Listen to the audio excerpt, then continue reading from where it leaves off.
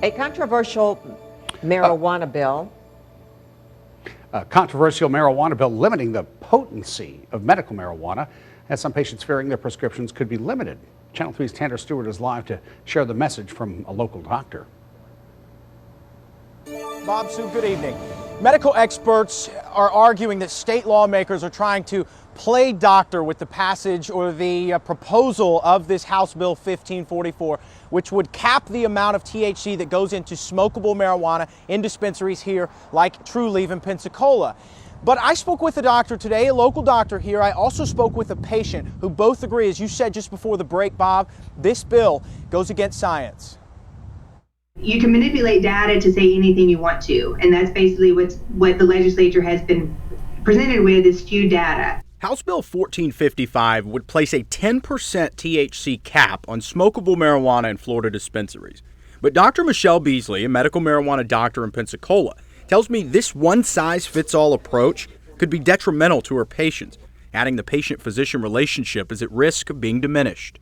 Dr. Beasley even went to the state capitol to volunteer her time as an advocate against the bill, speaking to the Professions and Public Health Subcommittee. What she tells me she didn't know was that she would only have 30 seconds to present her argument. That this is not the science you obviously agree with, and you were given 30 seconds to try and dispute that. Correct. So what did you say in 30 seconds? The main points I tried to get across is changing the potency does not change the effective dose. The bill proposes physicians can appeal the limit for any patient that requires a higher dose. But Dr. Beasley tells me legally, that's not an option. For 2 years, we do not have the piece of paper, the form that would allow me to do that appeal because it hasn't been approved by the Department of Health. The bill also limits advertising for clinics, but Dr. Beasley says it's not her business she's concerned about.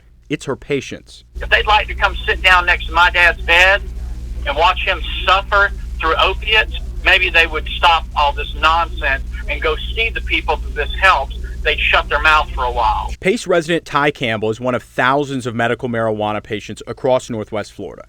His entire household carries their medical card. He tells me the proposed bill is a blatant disregard to the thousands of constituents who rely on the plant for many different conditions. We as citizens voted and spoke.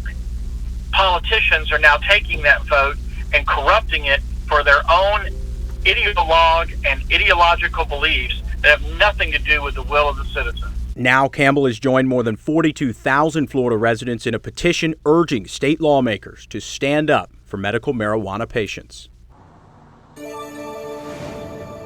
Something to keep in mind here. This is just a proposed bill at this point. 1 week from tonight, the bill will go to the Health Care Appropriations Subcommittee to move forward for further signature. Reporting live in Pensacola tonight, I'm Tanner Stewart.